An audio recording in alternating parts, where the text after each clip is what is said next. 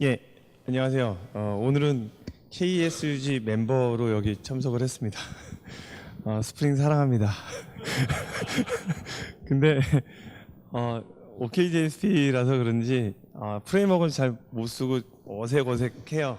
근데 올해 2012년 전자정보 표준 프레임워크의 에반젤리스트를 하면서요. 처음 배우는 사람의 입장에서 그 전자정보 표준 프레임워크를 좀 같이 학습해보자라는 마음으로 이렇게 동영상을 좀 많이 만들었어요. OLC 요 사이트에 여기 전자정보 표준 프레임워크가 있고요. 여기 링크를 클릭해서 들어가게 되면 여기에 전자정보 표준 프레임워크 그 오프라인 강의하고요. 그 다음에 전자정보 표준 프레임워크 오프라인 강의 말고 여기에 제 이름으로 제가 직접 올리는 거는 스크린캐스트 해가지고 이렇게 올렸습니다. 그래서 전자정보 표준 프레임워크 개발 도구하고 개발 환경 구축 방법, 그 다음에 여기에 이클립스하고 SVN 연결하는 방법, 그리고 개발 환경 설치하는 방법. 그래서 지금 현재는 스프링 자체보다는 일단은 개발 환경을 구축하는 쪽에서 그렇게 여기 들어가시면 여기에 거의 다 무료고요. 유료는 제가 먹고 살라고 이렇게 올렸는데 반응이 영 심하지 않고요. 그 여기에 이렇게 올려 있는 뭐 전자정보 표준 프레임워크 풀 버전 다운받아 가지고 통계 설치해 가지고 DB하고 이렇게 샘플 코드 실행하는 그런 예제가 대략 한 20분짜리 교육으로 이렇게 동영상으로 되어 있고요. 이런 것들이 쭉 많이 있어요. 그래서 이거 통해서 그 여기 보면 벌써 이 게시물의 조회수가 이렇게 돼 있고요. 동영상을 보고 나면 이렇게 피드백을 이렇게 남기게 돼 있거든요. 그래서 많은 분들이 보고 이렇게 피드백을 주셔서 그 덕분인지 모르겠지만 에반젤리스트가 네 명이 활동을 하고 있고, 그 다음에 전자정보 표준 프레임워크의 인큐베이터에서 오픈 소스 프로젝트를 하시는 분이 12분, 그래서 한 16분의 커미터하고 그 다음에 전자정보 표준 프레임워크 에반젤리스트 이렇게 두 그룹에서 3명을 선발을 했습니다. 3명을 선발을 해가지고 400만 원 지원을 받아가지고 그래서 스프링원에 다녀오게 됐습니다. 스프링원 이 사이트고요. 스프링원은 2008년도에도 한번 갔다 왔어요. 2008년도에 갔다 왔을 때는 마이애미에 갔다 왔는데 매년 스프링원은 그때부터 계속 8, 9, 10, 11, 12 이렇게 5년째 이렇게 스프링원을 진행을 하고 있었는데 이번에는 한번 갔다 오면 500만 원 깨지는데 근데 400만 원을 지원을 받고 갔다 오니까 기분이 되게 좋았어요. 2008년도엔 사비로 갔다 왔거든요. 사비로 그 토비 이일민님하고 그 다음에 안영애님하고 백기선님하고 그리고 그 SDS에서 애니프레임 자바 만드시는 한 3분하고 같이 다녀왔었는데 그때만 해도 스프링이 지금처럼 이렇게 왕창 크리라고는 생각 못했어요. 이제 발표를 하면서 제가 중간중간 말씀을 드리겠지만 그 자바는 이제 스프링이다라고 이렇게 생각해도 과언이 아닐 것 같다는 느낌이 되게 많이 들어요. 여기에 보면 두 가지 컨퍼런스가 같이 연합해서 한 거였고요. 스프링 1, 2 GX고요. GX고 그 여기에 스케줄을 보면 스프링 1이 있고요. 그 다음에 그루비하고 그레일즈. 그루비라는 랭귀지는 비슷한 발음의 루비라는 언어의 문법을 차용을 했어요. 그리고 루비가 철길 위에 있는 루비 온 레일즈가 대박을 쳤잖아요. 그거를 이제 루비 온 레일즈를 따라해서 그루비 온 레일즈를 줄여가지고 그레일즈라고 했거든요.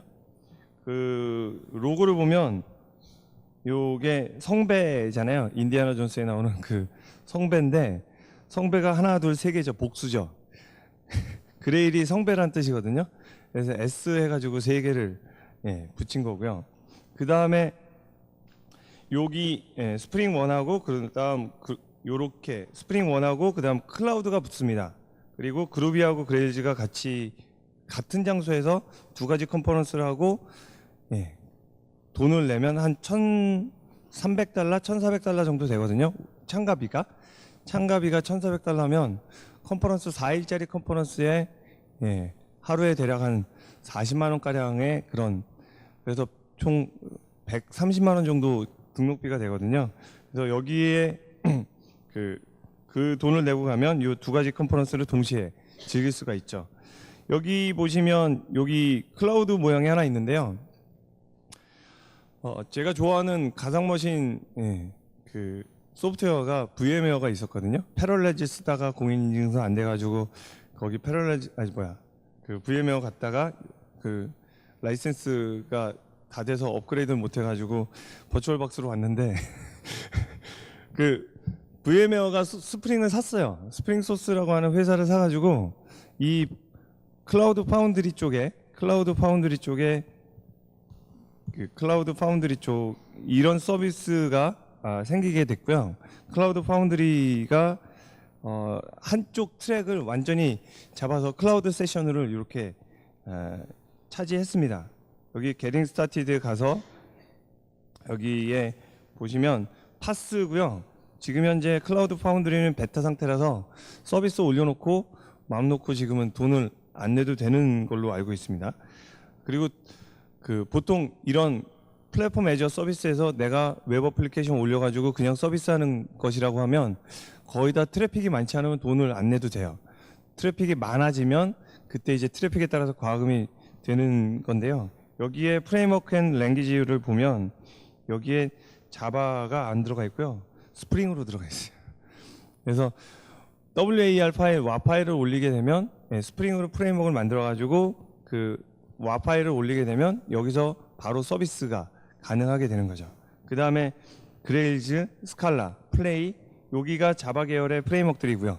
그 다음에 노드.js 해성같이 나타나서 지금 휩쓸고 있죠. 국내에서 빅 레퍼런스만 하나 생기면 또 엄청 몰리지 않을까라는 생각이 좀 있습니다. 노드.js 저 굉장히 좋아하고요. 그 다음에 루비 있고요. 루비 레일즈 프레임워크 있고, 그 다음에 시나트라라고 하는 또 웹 프레임워크가 있는데 이런 것들이 서비스가 돼요. VMC 버추얼 머신 콘솔 해가지고 이 VMC 명령으로 이 버추얼 머신을 컨트롤하게 되는데 요거에 대한 그 간단한 거는 제가 여기 제 OKGSP 사이트에다가 강좌를 지금 올리고 있는데요. 네, 스프링도 좋아하지만 OKGSP도 저는 버릴 수가 없습니다. 근데 여기에다가 이제 스프링하고 그 다음에 VM웨어 관련해 가지고 이 클라우드 파운드리 사용하는 방법들에 대해서 제가 계속 올리고 있는데 이 클라우드 파운드리 쪽에 사람들이 발표를 한 트랙을 잡아서 했는데 제 관심사가 클라우드 쪽에 굉장히 많이 있어서 이쪽 트랙을 중심으로 많이 들었습니다.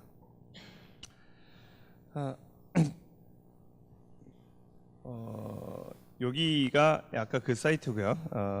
트랙을 보면 아까 말씀드린 대로 스프링 트랙, 그 다음에 클라우드 트랙, 그 다음에 그루비 트랙, 스프링하고 클라우드 이렇게 묶여 있고요. 그 다음에 그루비하고 스페셜 토픽 이렇게 묶여 있는데 스프링 쪽은 이런 식으로 나눠지게 돼요. 스프링 웹하고요. 그 다음에 스프링 모바일이 있고요. 그 다음에 스프링 데이터 인테그레이션, 그 다음에 코어 스프링 토픽, 그 다음에 어플라이드 스프링, 그래서 스프링 프레임워크를 이용한 아키텍처나 그런 것들에 대한 강의들이 있었고요. 그 다음에 클라우드 쪽을 보면 이제 클라우드 플랫폼에 관련된 클라우드 파운드리 뭐 제품 자랑일 수도 있겠지만 클라우드 시스템 환경에서 어떤 식으로 어플리케이션 아키텍처가 변한다. 그 다음에 SQL은 어떤 식으로 변한다. 그런 내용들이 이 클라우드 플랫폼 쪽에서 얘기가 되고 있습니다. 그리고 그루비 쪽을 보면 그루비 뭐 코어 그루비, 그 다음에 이 그루비 온 레일즈 프레임워크에 대한 거, 그 다음에 그루비에 대한 여기 스페셜 토픽에 대해서도 그레들이라고 있고 그레일즈가 있어요. 그레들 얘가 또 골 때린 놈인데요. 그레들이 왜 골 때리냐면 얘 앞에 메이븐이 있었고요. 메이븐이 스프링하고 딱 붙어가지고 스프링 오픈 소스를 메이븐이 책임졌어요. 근데 메이븐의 아쉬운 점, 빌드 스크립트를 내가 프로그래밍하고 싶은데 그걸 못하게 된 게 메이븐이거든요. 물론 엔트를 통해서 확장하고 그렇지만 엔트에서도 엔트가 먼저 나왔었죠. 엔트가 있고, 엔트가 확장이 돼서 메이븐이 됐고, 그 다음에 메이븐이 아쉬운 점을 요 그래드를 채우기 위해서 그레일즈로 만든 빌드 스크립트 툴이에요. 그리고 스프링 3.2가 지금 올해 나오게 되는데, 올 12월 달에 그 버전이 픽스가 되는데, 그 스프링 3.2가 메이븐을 버리고 그래들로 이렇게 갈아타게 돼요. 그래서 빌드 스크립트고요. 이 빌드 스크립트를 통해 가지고 이거 소스를 컴파일하고 그 다음에 패키징하고 자료 파일 만들고 이런 것들이 다 자동화되는데, 이거를 자동화시키면서 가장 강점이라고 얘기하는 건 뭐냐면, 메이븐은 멀티 프로젝트 컨트롤하기가 쉽지 않다라고 돼 있는데, 이 스크립트를 통해 가지고 이 그래들로 멀티 프로젝트, 여러 가지 프로젝트를 한꺼번에 관리하기 좋다라고 이렇게 얘기를 하고 있습니다. 그래서 지금 스프링 소스 3.2 버전을 받아서 스프링 소스를 받아서 빌드를 하게 되면 메이븐을 통한 게 아니라 그 루비 언어 기반의 그루비 언어 기반의 그 그래들로 이렇게 하게 됩니다. 그래서 여기 스페셜 토픽 나오게 되고요. 참관기는 전자정보 표준 프레임워크에서 여기서 확인을 하실 수가 있어요. 여기 아무래도 그 표준 프레임워크 얘기를 해야 되니까, 전자정보 표준 프레임워크 도메인이 두 가지로 나뉘게 됩니다. 따따따 egovframe.go.kr 가버먼트죠. 정부 사이트요. 그 다음에 프로젝트 노티스 이벤트 이렇게 돼 있는데, 이 오픈 여기 들어가시면 알림마당, 정보마당이 있고요. 그 다음에 알림마당 쪽에 가면 행사 소식이 있는데, 행사 소식에 여기에 그 스프링 그 다녀온 저를 제외한 다른 분들의 그런 여행기가 있어요. 그래서 2일차 여행기 딱 하면 3시간만 자고 일어났습니다. 7시 20분에 아침에 뭐 이렇게 됐고, 8시 반부터 강의가 시작이 됐고요. 가서 노는 거 아니에요. 가서 노는 거 아니고요. 8시 반에 일어났고, 그 다음에 여기가 호텔에서 이렇게 바라본 그 워싱턴이고요. 고층 빌딩이 없어요. 고층 빌딩이 워싱턴에는 없더라고요. 백악관이 있는데. 그리고 조금 그 이것저것 하다가 좀 늦게 내려왔더니 자리가 여기예요. 기둥 뒤에서 강사만 집중해서 보게 되는데 강사가 영어만 해요. 그래서 물론 이런 경우에는 이제 나와서 다른 세션장 기웃기웃 거리면서 그랬죠. 그래서 여기에서 건진 거는 레이어는 중요하지 않습니다. 비즈니스 요구사항에서 레이어를 몇 개나 나눌지는 중요하지 않습니다.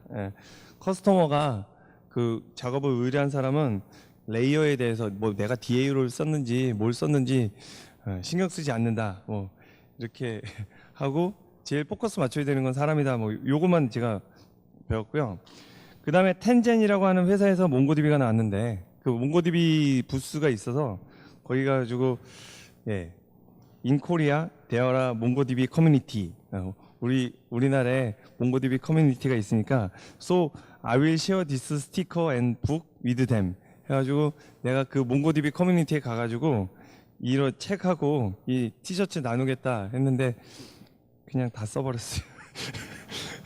그래서 그 몽고DB에 관련된 요 가이드 책자는 제가 스캔을 해가지고 그 OKJSP에다가 문서 자료실에다 올려놨고요.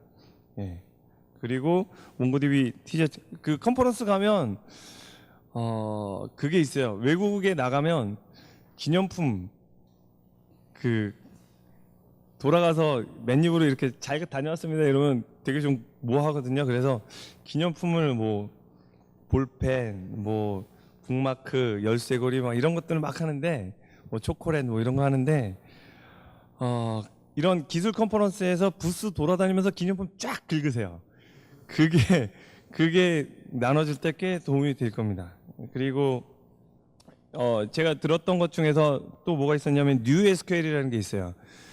이것도 뭐야 라고 전 또 들었거든요. NoSQL도 깝깝한데 NewSQL은 또 뭐야 라고 딱 생각이 됐는데, NoSQL은 not only SQL 해가지고 Structured Query Language 쓰지 않는 거를 NoSQL이라고 얘기를 하고요.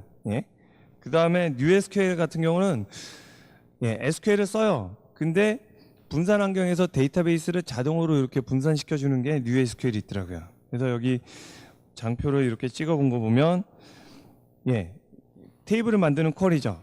테이블을 만드는 쿼리인데 거기에 리플리케이트라고 나오면 이 DB 서버, DB 제품 자체, 여기서 소개된 제품은 SQL Fire라는 제품인데 DB 제품 자체가 자동으로 테이블을 여러 서버에다가 분산해서 복제를 해요. 리플리케이트를 자동으로.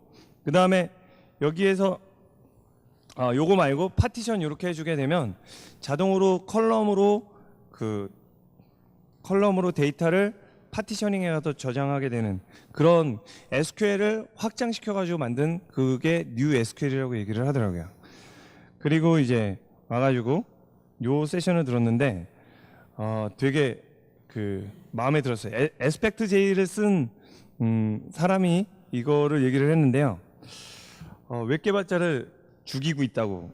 기술이 너무 많아서 JSP도 해야 되는데 거기 JTA, JPA 나오고 JMS 나오고 하이버네이트 나오고 RabbitMQL, Redis에 MySQL에 뭐 웹 개발자는 자바뿐만 아니라 레일즈, 장고, 파이썬이죠. 그다음에 엘다, 루비, 노드.js, 스칼라, 스프링, 클로저, 죽여 이게 되는데 그럴 경우에 이제 이 아저씨가 그런 환경에서 어떤 식으로 효율적으로 개발을 할 것인가에 대해서 얘기를 하고 있고요.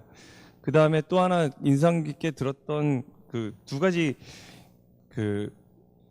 강의를 들었을 때 인상이 깊었는데 이따가 조금 후에 나머지 하나의 강의에 대해서 좀 더 얘기를 드릴 거예요. 지난번에 발표한 거이기도 한데 일단 그것 중에 하나가 마이크로 클라우드라는 또 얘기가 있어요. 마이크로 클라우드 파운드리. 요거는 VMware 로고인데요. 클라우드 시스템에 배포되는 어플리케이션의 아키텍처는 바뀌어야 되거든요. 그냥 로컬에 그냥 톰캣 하나 아니면 와스 하나에서 이렇게 돌아가는 소스들이 클라우드 환경으로 가면 변하게 되는데 그때는 어떤 식으로 바뀌어야 되는지에 대한 강의였고요. 그 다음에 그거를 클라우드에 배포하고 테스트하고 이게 굉장히 번거롭고 그러니까 로컬 PC에다가 버추얼 머신 깔고 그게 버추얼 서버하고 같은 OS와 같은 버전 이렇게 해서 그 로컬에서 PC에서 클라우드 환경을 마이크로로 만들어 가지고 그래서 개발을 해라라는 그런 내용이었어요. 그래서 여기서 개발이 되면 여기에 배포도 굉장히 쉽게 될 것이다 라고 하는 게 요 강의였어요. 이 아저씨였고요. 개발자 같이 생겼어요. 저하고 배가 그렇게 차이가 나지 않은 것 같아요. 그리고 나서 이제 이렇게 들었고 이 아저씨가 지금 에드리안 콜리어라고 해서요. 에스펙트.j를 만드신 분이에요. CTO로 있고요. CEO는 아니고 CTO로 있고 그 전에 있던 로드 존슨 바나나죠. 자바계의 바나나. EJB 버려도 된다.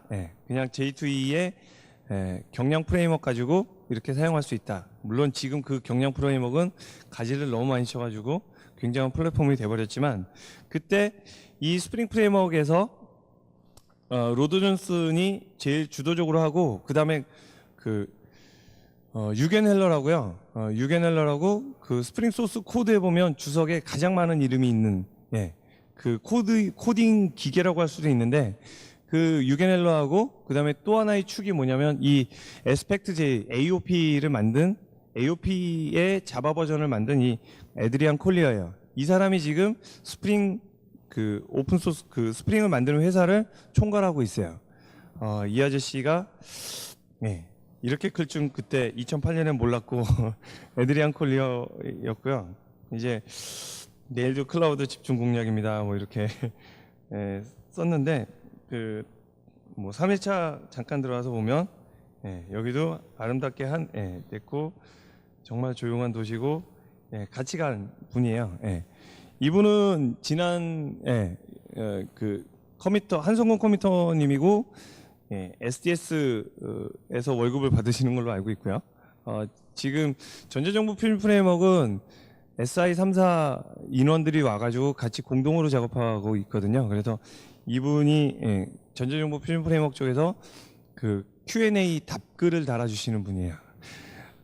근데 이분하고 그 다음에 이분은 정호영 커미터라고 J 파일이라고 우리나라 SI에 최적화된 멀티 파일 업로더를 개발하신 분이에요. 그래서 전자정보 표준 프레임워크에 가시면 이분이 만든 그 멀티 파일 J 파일이라고 이렇게 프로젝트를 받아서 사용하실 수가 있는데, 예, 이렇게 두 분하고 저 해가지고, 예, 여기 후드티 받아가지고 깔맞춤으로 이렇게 아침에 기념사진 찍은 거고요.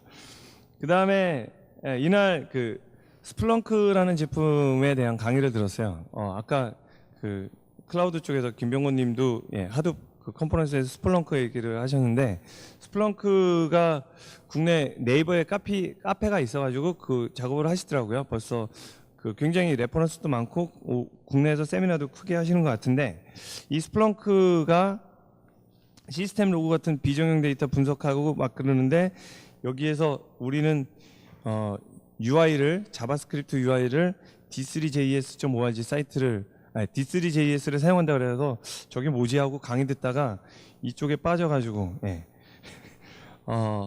봤는데 이 d3js도 굉장한 물건이더라고요.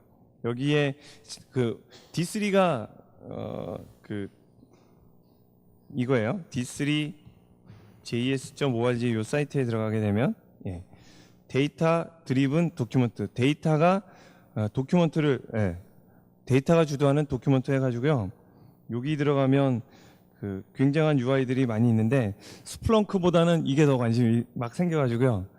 3,000% 한점 빠지긴 했었죠. 여기에서 이그젠플 들어가시면 재밌는 예제들이 많이 있어요. 이 D3JS를 기반으로 해가지고 만들어진 그런 사이트들이 쭉 나오게 되는데, 저는 요 워드 클라우드가 되게 재밌더라고요. 그래서 실시간으로 트위터를 검색을 해서 여기에서 클라우드라고 검색을 하면, 예, 예, 이런 식으로 나오게 되는데, 여기 클라우드에서 예, 크리스마스 애니 확 눈에 띄네요. 콜라보, 예. 아니면 뭐 스타일 하면 와우를 눌렀나요? 예. 이런 식으로 그 지금 트위터 검색을 해서 그거를, 예, 여기에 있는 함수에 따라서 여기에 표시해 주는 거거든요. 예를 들어서, 예, 공감 세미나 이렇게 해주면 공감 세미나로 검색을 해서, 예, 이렇게 나오게 되는데요. 트위터 검색해가지고 나오는 것인데, 이런 자료 들으면서 되게, 예, 재미있게 봤었죠. 오늘 제가 이따가 잠깐 설명드릴 거는 이분이에요. 크리스 리차드슨이라는 아저씨가 발표를 한 건데, 이 아저씨가 이 아저씨도 이제 클라우드 소속이신데,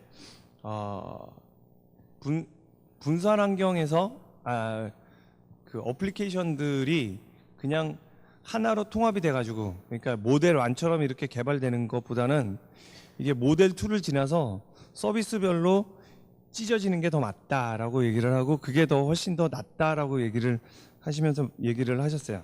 이 아저씨가 되게 존경스럽더라고요. 예, 여기, 예, 이따가도 사진이 나오겠지만, 그래서 있고, 미국 본토의 레드불은 세다고 들어가지고요. 국내에 있는 레드불보다 함량이 다르다 그래가지고 레드불을 하나 샀어요. 예, 레드불을 하나 사가지고 마셨어요. 근데 잤어요. 시차 적응 때문에 그런지 모르겠지만, 예, 자꾸 이렇게, 예, 나와 있는데요. 자료는 제가 이 그 드랍박스를 통해서 공유를 하도록 할게요. 이게 자료가 굉장히 많아서 제가 처음에 이 강의, 예, 제 세션을 이렇게 신청할 때는 이거 요약을 해서 이렇게 발표를 하겠다라고 생각을 했는데, 제가 항상 욕심이 너무 많아가지고요. 그래서 문제인데, 예, 여기에 트랙별로 이렇게 쭉 나옵니다. 여기에 아키텍처 오브 모던 웹 앱하고, 그 다음에 스프링 MVC 3.2, 그 다음에 요게 이제 스프링 세션이 되고요. 그 다음 세션이 JPA 이펙트에서 데이터 세션들이 이렇게 쭉 나옵니다. 그리고 세 번째, 예, 스프링 프레임워크 코어 해가지고 스프링 3.2하고 3.3은 어떤 식으로 될 것인지, 예, 유겐 헬러 이 아저씨고요. 그 다음에, 예, 스프링 인테그레이션 해가지고요. 요거는 메시징, JMS를 포함한 그 이 기종 간의 메시징을 얘기를 한 게 요 스프링 인테그레이션입니다. 그래서 이 스프링 인테그레이션하고 스프링 배치 얘기가 나오고, 스프링 시큐리티나 이런 것들이 이제 이쪽에 나오고요. 그리고 Oops, I did it. 뭐 그 브리트니 스피어 노래처럼 Oops, where did my architecture go? 내 아키텍처가 어디로 가고 있는 거야? 뭐 이런 내용의 제목도 재미있는 이런 게 있고요. NewSQL 요걸 아까 들었던 거고요. 그다음에 엔터프라이즈 CRM에서 그 그레일즈하고 스프링 인테그레이션 통해 가지고 어떤 식으로 할 것인지, 그다음에 스프링 인사이트 뭐 이런 내용들이 있고요. 제가 주로 들었던 것들은 클라우드 파운드리 이쪽이고요. 클라우드 파운드리, 클라우드 서비스가 어떤 것들이 있는지에 대한 그런 얘기들을 쭉 들었습니다. 그리고 그 그루비 쪽, 그루비 쪽으로 이렇게 관심이 있으시면 이쪽의 자료들이 꽤나 도움이 될 겁니다. 그리고 그 그레일즈, 그루비 온 레이즈에서 그루비를 이용한 레일즈 프레임워크, 그거에 관심이 있으시면 이쪽 세션이고요. 그 다음에 유닛 테스팅하고 그레일즈 쪽에서 그루비 쪽에서 어떤 식으로 테스팅을 할 건지에 대한 자료, 그 다음에 그레들 이노베이션에 가서 그레들하고 그 다음에 뭐 MVC 쪽, 그레일즈하고 스프링을 어떻게 섞어서 쓸 것인가, 그런 자료들이 쭉 있어요.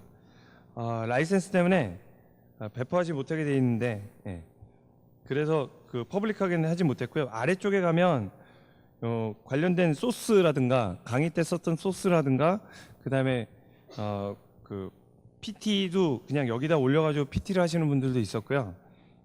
여기 링크를 따라가면 보실 수가 있어요. 여기 보면 스프링 MVC 3.2 업데이트, 그 다음에 스프링 1, 여기에 참여하는 것들, 스프링 모던 템플릿팅 이렇게 쭉 나오는데, 여기 뭐 하나 들어가서 볼까요? 그러면 요거 자체를 그냥 아예 이런 식으로 장표를 만들어 가지고 이렇게 해서 이걸로 그냥 프레젠테이션을 해버리시더라고요. 이런 식으로 나오게 되는데, 스프링 3.1은 이렇게 됐고, 여기 보시면 3.2하고 3.1 보시면 매년 12월 달에 이렇게 버전업을 하겠다라는 로드맵을 갖고 이렇게 진행을 하더라고요. 마치 이클립스처럼, 이클립스도 1년에 한 번씩 업데이트를 하잖아요. 주노 나와가지고 아주 미치겠는데요. 4.2 UI 자체가 외부로 바뀌어가지고 느리다는 느낌이 확 많이 들어가지고 그러는데, 여튼 스프링 쪽 코드가 이런 식으로 디테일하게 이렇게 설명이 되니까 요거로 참고를 하시면 좋을 것 같아요. 제가 스프링을 잘 알면 스프링에 대해서 신나서 막 얘기를 하겠는데, 저도 잘 몰라서 요즘 공부 중입니다. 그래서 JSP 팁 요 사이트에 가시면 제가 스프링 문서를 보면서 이렇게 스터디라는 자료들이 여기 있고요. 3.1 다운받아가지고 특징 뭐 있고 딱 보려 그러니까 아웃사이더님이 벌써 번역을 다 했더라고요. 그래서 여기에 문서 PDF 이렇게 딱 들어갔고, 여기 PDF나 이런 것들이 다 다운받을 수 있게 돼 있고요. 그 다음에 스프링을 샘플을 가장 쉽게 시작하는 방법 해가지고 STS 설치하고, 스프링에서 제공하는 툴이 짱입니다. 굉장히 좋아요. 이거를 이렇게 쭉 해가지고 돼 있는데, 만약에 스프링에 관심이 있어서 공부하신다 그러면 KSUG하고 OKJSP를 같이 찾으세요. 그렇게 해주시면 되고, 여기에 이렇게 샘플 실행을 하고, 그 다음에 여기에 이렇게 올라가죠. 그 다음에 거기에 대한 코드 설명 이런 식으로 올려놨는데요. 내년에는 저는 그 스프링 쪽에 목숨을 걸라 그래요. 왜냐하면 자바를 제가 96년에 애플리 소스를 프린트 해가지고 이건 내가 공부하면 안 되겠다 하다가 99년에 SCAP 따고 이제 취업 전선에 이렇게 뛰어들었는데, 그간에 그때부터 지금까지의 자바의 역사를 보면 스프링 프레임워크만큼 이렇게 끈적한 놈을 못 봤어요. 왜 끈적하다는 표현을 했냐면, 보통 JVM 버추얼 머신이 하드웨어 위에 OS 위에 버추얼 머신 해가지고 거기서 자바 프로그램들이 들어가잖아요. 근데 스프링 같은 경우는 모든 프레임워크에 플러그인이 되려고 노력을 하는 것 같아요. 그래서 거기에 스프링 레이어를 하나 더 까는 것 같아요.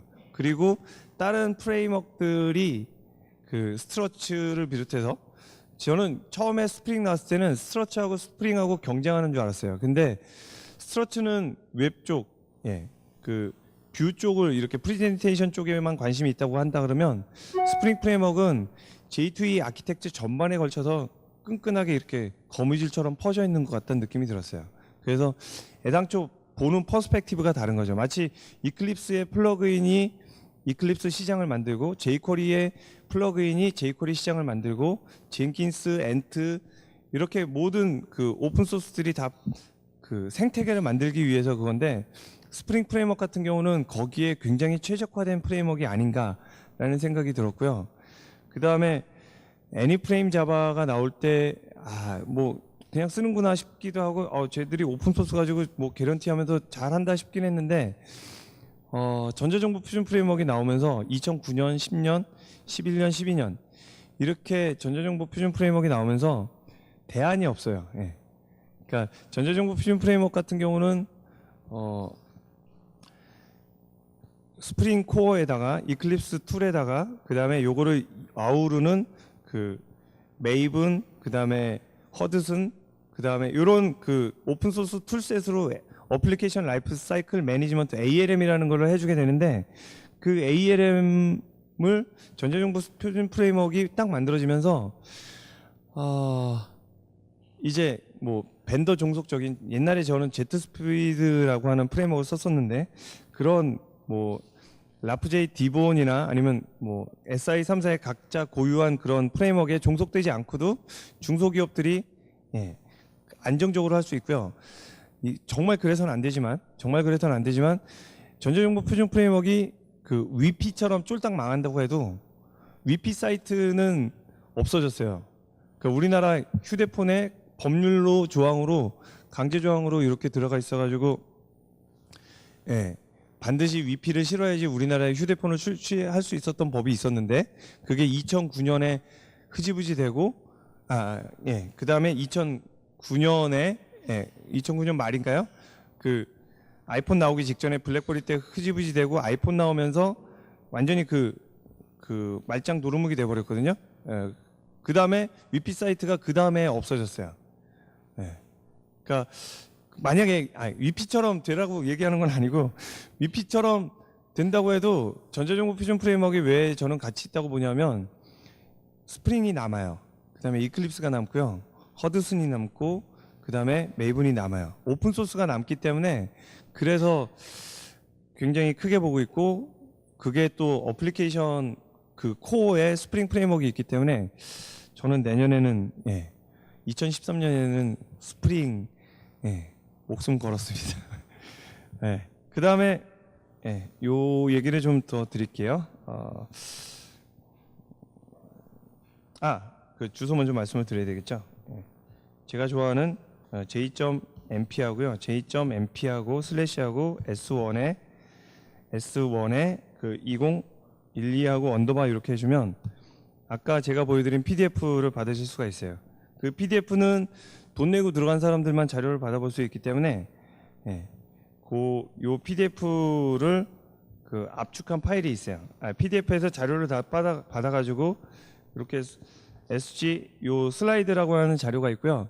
거의 한 80%, 70%에서 한 80% 정도의 세션들이 이 자료를 갖고 있거든요. 요거는 어디서 받을 수 있냐면 용량이 346메가거든요. 좀 돼요. 이거는 아까 제가 얘기했던 j.mp 슬래시하고 여기에서 언더바만 빼면 됩니다. 그러면 요 자료를 받아서 보실 수가 있게 됩니다. 그래서 요 자료는 일주일 동안만 할 거예요. 만약에 제가 잊어버리지 않는다 그러면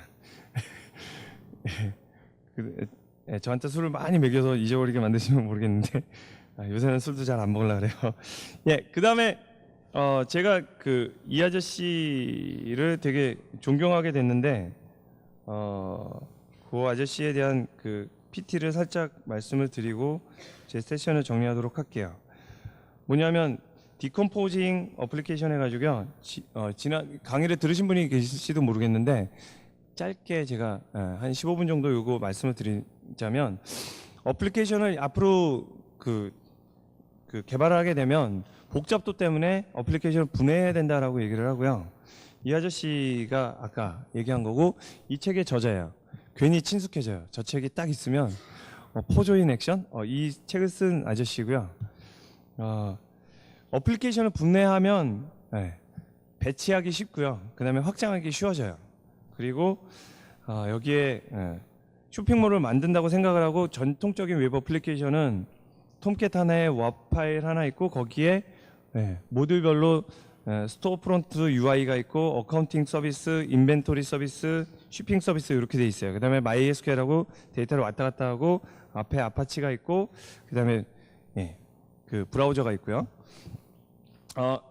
보면 심플해요. 개발하고 테스트하고 배포하고 확장하기는 되게 심플해요. 근데 여기에 문제가 생기는 건 뭐냐면 왜 그러냐면 세상이 너무 변해서 사용자 눈이 너무 높아졌고요. 그 다음에 인터랙티브한 경험을 사람들이 기대하기 때문에 리얼타임 앱에 대한 이슈, 요새 페이스북 때문에 사람들 웹 습관이 너무 망가졌어요. 그러니까 누군가 뭔가 딱 했는데 내 브라우저에서 안 보이면 이거 너무 구닥다리 아니야 라는 느낌이 페이스북 때문에 너무 심해졌어요.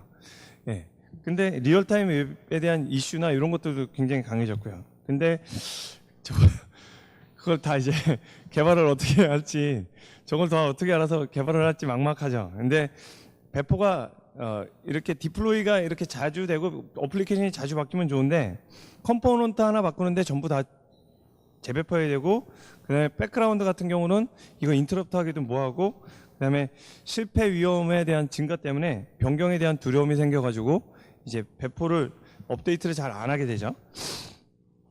그리고 이제 개발 시간 다 잡아먹는 귀신이 있는데 그게 뭐냐면 뚱뚱한 아이디 말 위에 스모 선수가 타고 있죠.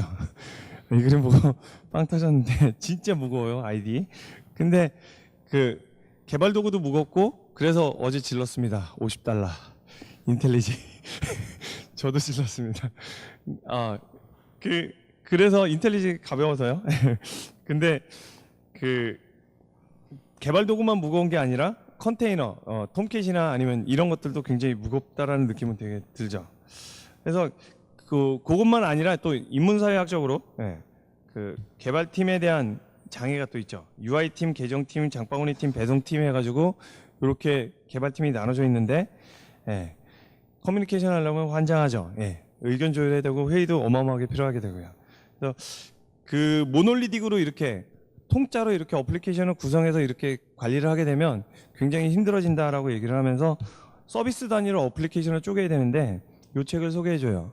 아트 오브 스케일러빌리티 해가지고 확장성에 대한 기술 이 책이 소개되는데 거기에 나오는 그림 중에 하나인데요. 스케일 큐브에서 Y축으로는 기능별로 이렇게 구분하고요. X축으로는 복제, 스케일링하게 이렇게 복제하는 것들에 대해서 얘기하고 Z축으로는 데이터 파티셔닝에 대해서 이렇게 해서 요 스케일 큐브를 기준으로 해서 분리를 해야 된다라고 얘기를 해요. 그래서 Y축으로 어플리케이션 레벨로 분리를 하게 되면 요 스토어 프론트가 앞으로 빠지게 되고요. 그 다음에 어카운팅 서비스나 인벤토리 서비스, 쉬핑 서비스가 이렇게 나눠지게 되는 거죠. 그래서 각각의 독립적인 와스에서 돌아가게 되는 거고요. 그리고 요거를 메시징을 하게 되는 거죠. 그래서 각각의 와스 하나가 파티셔닝 전략에서 이제 SRP, 싱글 리스폰시빌리티 프린시플이죠. 객체지향에서 많이 얘기되는 건데 그거를 이제 아키텍처로 확장을 한 거죠. 그러면서 예를 든 게 이제 유닉스 시스템을 예를 들었는데요. 유닉스 시스템은 커맨드 하나가 한 가지 일밖에 안 해요. 그래서 그 유닉스 시스템처럼 이 어플리케이션도 웹 어플리케이션도 그렇게 분리를 하자라는 게 요 중심이고 거기에 대해서 이제 자료 레퍼런스를 넷플릭스를 얘기를 많이 해요. 우리나라에서는 볼 수 없는 서비스인데 그 국가 IP가 제한이 돼서 컨텐츠 때문에 넷플릭스 들어갈 수는 없는데 넷플릭스는 유튜브 같은 그 굉장한 그 유료 동영상, TV나 드라마 이런 것들에 대한 그런 유료 서비스거든요. 굉장히 큰데 이 서비스가 24시간 무장의 시스템으로 돌아가는데 어떤 아키텍처를 가지고 있는지 이 넷플릭스의 블로그에서 굉장히 많이 얘기를 하고 있어요. 그래서 물론 아마존이나 이베이도 마찬가지로 하고 있는데 이런 게 그 분리하는 게 다 좋냐? 물론 단점도 있다라고 얘기하면서 복잡도가 증가를 하게 된다라고 얘기를 하죠. 그래서 예, 그 데이터베이스를 또 나눠서 이렇게 하게 되면 트랜잭셔널 이런 관리도 도중히 받게 되고요. 그래서 언제 쓸 건지에 대한 얘기도 나오고요. 예, 그 처음에 시작하면 불필요한 것들을 많이 막 이것저것 막 갖추고 안 쓰게 되는데 또 나중에 하자 그러면 리팩토링하고 막 그러면 말이 좋아서 리팩토링이지 굉장히 고통스러운 작업이다. 그러면 언제 할 거냐 막 얘기를 하는데요. 그 시점에 대한 고민도 있지만 장점이 너무 많기 때문에 해야 된다라고 얘기를 하고요. 여기에 대해서는 조금 빨리 갈게요. 여기에서 이거에서 가장 그 인상 깊었던 얘기가 요거예요. 휴먼 바디 시스템을 예를 들면서 이렇게 나눠진 시스템의 대표적인 예가 인간의 몸이다. 왜? 하루에 그 어마어마한 세포들이 죽어나간대요. 그래서 각질도 막 이렇게 되고 나이가 40 넘으니까 지금 그게 피부로 느껴지는데 피부에서 막 벗겨지는 게 막 느껴지는데요. 맨날 이렇게 죽어나가지만 사람은 죽지 않아요. 그러니까 이렇게 세포들이 죽어나가지만 나는 죽지 않는다. 그래서 이런 그 사람의 몸처럼 시스템이 이렇게 조각조각 돼 있어서 세포처럼 움직이면 이게 시스템이 무정전 그 다음에 무장애로 이렇게 갈 수 있다라고 얘기를 하는 거죠. 그러면서 서비스 간 연결은 메시지 큐를 이용해서 하게 되고 뭐 제이슨이나 XML이나 뭐 이렇게 이용하게 되죠. 데이터베이스 가지고 하기도 하고요. 그러면서 여기서 소개하는 솔루션 하나가 메시지 큐예요. 그 다음에 그 메시지 큐 중에서 레비뎀 큐라고 얘기하는 그 메시지 큐를 얘기하고 있고요.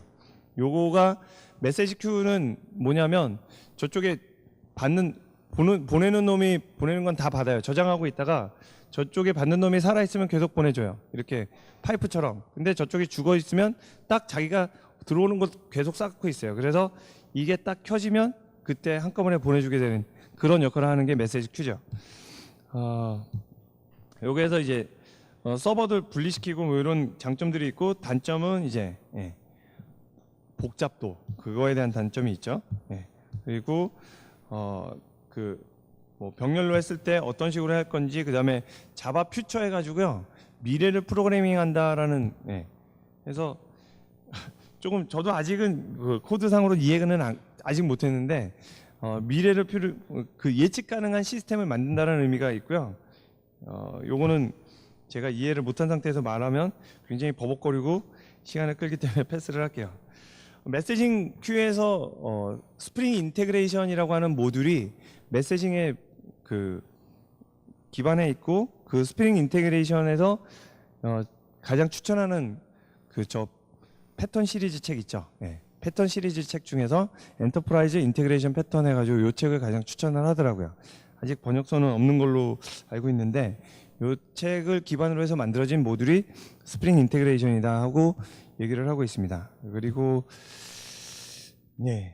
서비스가 장애가 났을 때 어떤 식으로 이렇게 할지 API 컬도 하루에 1빌리언 굉장히 많은 컬이 이렇게 되는데 그 서비스 시스템 장애 났을 때 어떤 식으로 해야 되는지 계속 기다리게 하지 마라. 빨리 에러를 뱉어라. 타임아웃 해가지고 그 시간 안에 안 그러면 에러인 것처럼 이렇게 처리를 해라 라고 얘기를 하고 그 다음에 서킷 브레이커 해가지고 에러율이 높으면 그 에러율이 높으면 그 잠시 이렇게 멈췄다가 이렇게 하고 다운돼 있으면 어떤 식으로 하고 슬로우일 때는 어떤 식으로 해라 이런 식으로 그 장애에 대한 대처도 그때그때 다른 패턴으로 이렇게 대응하게 만들어요. 그래서 그 에러가 날 것 같은 분위기다 그러면 빨리 에러를 발생시키는 것도 기술이다라고 얘기를 하고 있고요. 그래서 서킷 브레이커나 뭐 이런 아키텍처를 얘기를 하고 거기에 대한 스프링 코드도 이렇게 보여주고 요게 가능하다라고 이렇게 얘기를 해줍니다.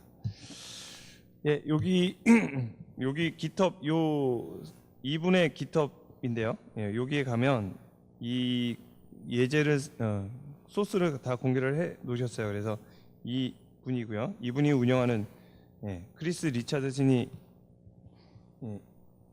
그 코드를 많이 공개를 하셨더라고요. 예. 이 아저씨인데 예. 이렇게 늙고 싶어요. 예. 여튼 이렇게 해서 그 아키텍처를 분리를 해서 진행을 하는 게 좋을 것이다라고 얘기하고요. PT 레이어의 Node.js 추천을 굉장히 많이 하셨고요. 프레젠테이션 레이어 쪽에는 넘블라킹 IO로 이렇게 돼 있고, 그거에 대해서 이제 소켓 IO를 이용해서 데이터를 왔다 갔다 하게 하는 뭐 이런 얘기도 많이 해주셨고요. 그 다음에 자바가 다 따라하죠. 예. 파이썬 따라한 게 자이썬, 루비 따라한 게 그루비, 그 다음에 하여간 되게 많이 있는데 Node.js 따라한 게 이제 넘블라킹 IO 시스템 버트X를 이렇게 또 만들어놨죠. 자바는 다 하는 것 같아요. 어째 그 마이크로소프트가 막 생각나는 것 같은데 이렇게 해서 모던 웹 아키텍처를 이런 식으로 프레젠테이션 레이어를 이렇게 구성을 하고요. 서비스 앞에 또 Node.js 서버 어플리케이션 둬가지고 요거 이용해서 통신하게 하고, 그 다음에 그 서비스 상단에 있는 서비스 레스트풀로 이렇게 통신을 하거나, 아래쪽에 서비스에 중요한 것 같은 경우는 RabbitMQ, 메시지 큐를 둬가지고 그래서 어싱크하게 이렇게 하도록 하고요. 그 다음에 클라우드 이용하는 거 얘기를 하고, 마지막에는 이렇게 죄송합니다. 깜짝이야. 나오죠. 모던 어플리케이션, 웹 어플리케이션 프론트 쪽은 이런 식으로 구성이 될 거고, 클라이언트 쪽에 브라우저 쪽에서 소켓 IO 통해 가지고 서비스 주고받고, 서버 쪽에서 소켓 IO 주고받고, 그걸로 뭐 소켓을 이벤트로 하든지 아니면 RESTful 웹 서비스로 하든지 이렇게 구성을 하는 게 좋다라고 얘기를 하면서요. 나중에 어마어마한 거를 하나 보여줘요. 전통적인 웹 아키텍처가 이렇다 그러면 분리를 하게 되면 피라미드가 보여요. RabbitMQ, 메시지 큐가 중심이 돼가지고 각각의 서비스가 이렇게 모듈화돼서 거기가 MySQL도 쓰고, 그 다음에 Redis도 쓰고, 그 다음에 몽고DB도 쓰고, 그리고 프론트 쪽에서는 브라우저, 그 다음에 모바일 어플리케이션, 그 다음에 HTML5 웹 어플리케이션, 모바일 어플리케이션, 이런 것들이 구성을 하게 될 거다. 앞으로의 그 복잡한 시스템들은 이런 식으로 아키텍처를 모던이죠. 현대의 아키텍처는 이런 식으로 갈 것이다라고 얘기를 하고요. 그 다음에 클라우드 파운드리에서 일하셔서 그런지 모르겠지만 이렇게 클라우드 파운드리가 여러분들을 많이 도와줄 거다라고 얘기를 하시더라고요. 그래서 VMC의 서비스 이렇게 올리고 컨트롤하게 해주는 것인데, VMC 클라우드 무료로 이렇게 할 수 있는데 계정 만들어서 이렇게 서비스 이용해 보시면 쉽다. 와파일 있죠. 데이터베이스 안 쓰는 간단한 와파일 하나 만들어서 클라우드 파운드리에 이렇게 올려보시고, 그쪽에서 클라우드 파운드리 가시면 매뉴얼이 굉장히 잘 돼 있어요. 영어로. 그래서 그 클라우드 파운드리의 데이터베이스 사용하는 방법이나 이런 것들이 보시면 쉽게 익히실 것인데, 그쪽으로 얘기를 하고 끝을 내시더라고요. 전체적으로 스프링 1 다녀왔을 때 느낌이 그 느낌이 들었어요. 자바 스펙이라든지, 그 다음에 자바에 뭐 제네릭스가 나오고 또 이제 람다 또 나오려고 기대하고 있잖아요. 스프링 프레임워크가 딱 느끼기로는 자바의 가장 빠른 구현체가 아닌가라는 생각이 들 정도로 굉장히 스프링보다 빠른 이런 그 자바 기술을 보진 못했어요. 그래서 지난번에 토비 일미님이 그 전자정보 표준 프레임워크 그 강의 오셔가지고 세미나 하실 때 뭐 JSR 스펙 뭐 232번 아세요? 막 이렇게 뭐 OKGSP 캐누님한테 물어보게 해서 쪽당하고 그랬는데요. 근데 자바의 가장 빠른, 자바 스펙들의 가장 빠른 구현체가 스프링이 아닌가라는 생각이 들고요. 스프링을 여러분들이 이렇게 공부를 하시면 자바의 그 첨단, 엣지라고 하죠. 이 첨단을 여러분들이 공부하시지 않을까라는 생각이 들었습니다. 스프링 1 내년에 또 하면 또 가고 싶고요. 나중에 거기서 또 뵈면 인사 반갑게 했으면 좋겠습니다. 잘 경청해 주셔서 감사드립니다.